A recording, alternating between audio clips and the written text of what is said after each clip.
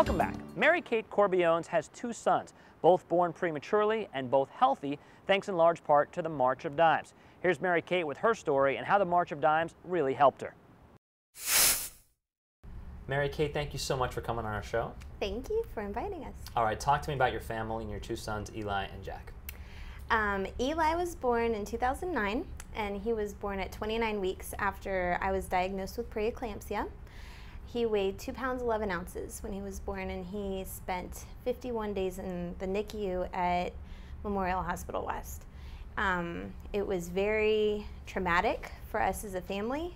We don't expect that when we're having a healthy pregnancy and then weeks later everything goes crazy. And now, thankfully, he is happy and healthy, and we are very blessed. He turns 3 in just a couple of weeks, so we're very excited. And Jack was born just last month in October, and he was born at 36 weeks, again due to preeclampsia. And we were very blessed with him because he had no medical issues that we encountered, so he was able to come right home with us. He didn't have to go into the NICU, and so that was very exciting for us. When you had Eli, I'm sure there was a period where you were probably a little freaked out when you didn't know how to get help and treatment and things like that. Talk to me about how the March of Dimes got involved, how much you knew about him beforehand, and how the experience was. Actually, during my pregnancy with Eli, I had gone into a local maternity store, and they said, "Would you like to donate $1 to the March of Dimes?" And I said, "Oh, sure, totally," having no idea what the March of Dimes was. And so I donated that $1. Little did I know that that $1 would come back to help us so very much. And I had no idea what the March of Dimes was. We were sitting in the hospital that week right after Eli was born, and I just popped in premature baby into a Google search engine, and March of Dimes showed up. So I clicked on it and I started to investigate a little bit more. I signed up right then to join the March for Babies walk, and we formed a team sitting in the hospital before Eli was even a week old, because we were just like, hey, if they're gonna help us, we're gonna help them because we need to. All right, let's go back to Eli. Tell me specifically how small he was, the type of treatment that he received. Take me through that process. Okay. When Eli was born, he weighed 2 pounds 11 ounces, which is a very small baby. He was considered a micropreemie, and due to that, he was taken right to the neonatal intensive care unit, the NICU. And when he was there, he received something that the March of Dimes developed called surfactant, and that helps babies' lungs expand so that they can breathe on their own. He, on day 3 of life, his lung basically collapsed. He had a hemothorax, and there was an air bubble outside of his lung, so he couldn't breathe on his own. And they had to put in a chest tube, and they had to insert that surfactant so that he could breathe. And he was on a ventilator for 4 days. And when he came off of that, the surfactant really helped him, and he was able to rebound from that and recover from that wonderfully. And I just met him. He looks good. He's precocious. Yeah, yeah, totally. He's running around. Your family is a March for Babies ambassador family. Why is it so important for your family to help raise awareness? Oh my goodness. When we were going through this, the March of Dimes really stepped up. I reached out and I just said, I don't know what I'm doing. I have a premature baby. I don't know what's going on in my life right now, but I need support. And I joined the Family Team Council at the March of Dimes, and that group of people just really helped me to come out of that and to know what a blessing my baby was and what a blessing it was to actually have a full-term baby. And somebody said the other day that we take for granted that our babies are going to be full-term, that our babies are just going to be healthy when they come out, and that's not true for everyone.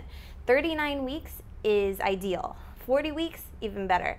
29 weeks, not so much.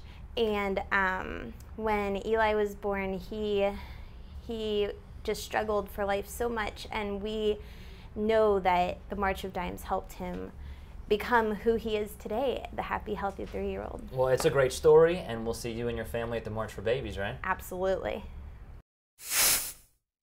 The March for Babies is the March of Dimes' largest fundraiser. This year in Broward County alone, they had over 7,500 participants and raised almost $900,000. Here's the event's chair, Dr. Irv Rosenbaum, to tell you about 2013's March for Babies. Dr. Rosenbaum, good to have you. Thank you. It's nice to be here. Let's talk about the March for Babies. You're the chair of the event. You're the expert. Tell me about the event. The event is May 4th, 2013 on the Nova Southeastern University campus. The university is very pleased to host this. We're very excited about the event, and we're very excited about partnering with the March of Dimes. And you know, it might seem like, well, this isn't until May. We've got a long time. But as you and I were just discussing a few minutes ago, May comes pretty quickly. A successful event, it sneaks up on you. Right. And it takes a lot of planning, and that's what we're doing right now. What got you involved with this? What's your passion here? I was asked to do this, and I've always been impressed with the March of Dimes, going back to when I was young. Anyone growing up in the 1950s remembers the March of Dimes and the polio vaccine. And the March of Dimes mission is different today, but everyone is impressed with the March of Dimes. And I'm quite excited about being the chair this year. For people who don't know, you just shared a very interesting story with me about FDR and the dime. Right. Yeah. I don't know if we could see the dime, but you can't see the dime. But tell me that story. Well, he was the mobilizing force in focusing attention on polio. Polio was a national crisis in the late 1940s or early 1950s, and the efforts of the March of Dimes to bring a solution to the problem, to bring a cure to polio, was very much FDR's work.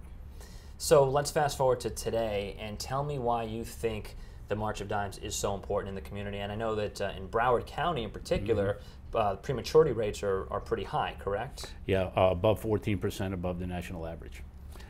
And I think what we have here is an organization with a record of success tackling a really serious problem in the community. And that's important. We want to be part of this effort.